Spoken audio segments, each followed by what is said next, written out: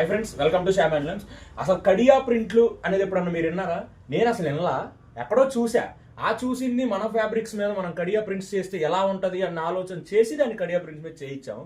అలా అవుట్పుట్ అనేది చాలా బాగా వచ్చింది. నేను ఊహించిన దాని మీద చేసి తెచ్చాను. 15 కలర్ చార్ట్ అనేది వేయించాను. ఫస్ట్ ఒకటి చూపిస్తా చూడండి.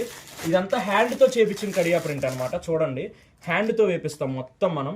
టాప్ చూడండి, టాప్ వచ్చేసరికి మనకి ఇలా వస్తుంది అనమాట. టాప్ మొత్తం హ్యాండ్తో అనమాట. మీరు మెషిన్ మేడ్ అనుకోవద్దు, మొత్తం హ్యాండ్తో చేసింది ఇదంతా మన కడియా ప్రింట్లు.